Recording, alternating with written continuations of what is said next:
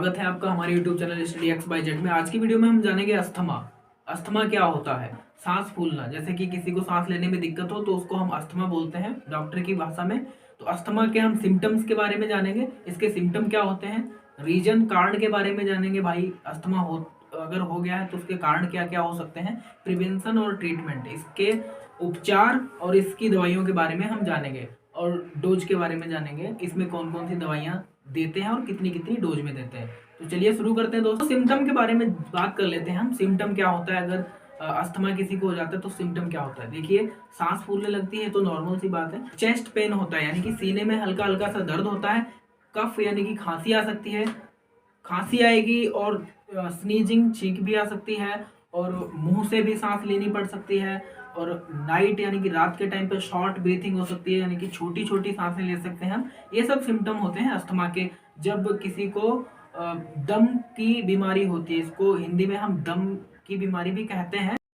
तो दोस्तों जान लेते हैं कि इसका रीजन क्या होता है। भाई अस्थमा अगर होता है तो वो किस रीजन से होता है, किस वजह से होता है? वो इसलिए होता है जब कोई हम बहुत ही इरिटेंट सब्सटेंस कंज्यूम कर लेते हैं, जो कि हवा के थ्रू हमारे रेस्पिरेटरी सिस्टम में चला जाता है, हमारे जो फेफड़े होते हैं उनमें चला जाता है, इरिटेशन कॉज कर देता है। जिससे होता क्या है कि जो हमारी जो ब्रोंकाई होती है और जो ट्रैकिया होती है, जो एल्विलाई होती है, वो खास करके ब्रोंकाई को ही इफेक्ट कर देता है। इसका जो साइज होता है ना, ब्रोंकाई का जो पाइप होता है अंदर से, वो सिकुड़ जाता है, उसमें जगह कम पड़ जाती है। जब उसमें जगह कम हो जाएगी तो सांस लेने में दिक्कत होती है। तो सांस लेने में भाई दिक्कत होती है, इसीलिए अस्थमा कॉज हो जाता है। तो यही मैकेनिज्म है। ये जो दवाइयां हम देते हैं ब्रोंकियोडाइलेशन का काम करती हैं। ब्रोंकियोडाइलेशन का मतलब जो ब्रोंकाई होती है हमारी, उसको डायलेट कर देती है, यानी कि उसको उसका साइज को बढ़ा देती है। उसके साइज को जब बढ़ा देंगी तो हम आराम से सांस ले पाएंगे।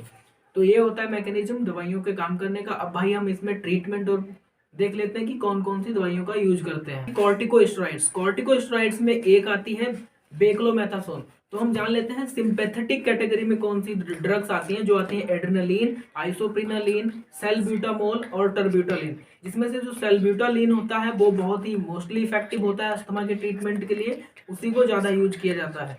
अब बात कर लेते हैं जो पैरासिम्पैथोलाइटिक कैटेगरी की, जिसमें एट्रोपिन बहुत ही इफेक्टिव है, जो यूज करी जाती है।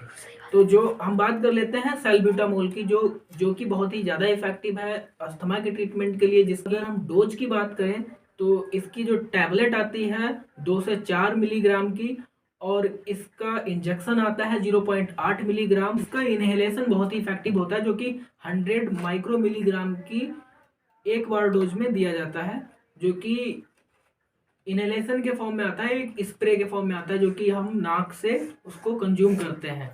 तो ये था दोस्तों अस्थमा के बारे में। और अगर वीडियो आपको अच्छी लगी हो, जानकारी अच्छी लगी हो, तो चैनल को सब्सक्राइब करें और अपने दोस्तों को भी शेयर करें। धन्यवाद।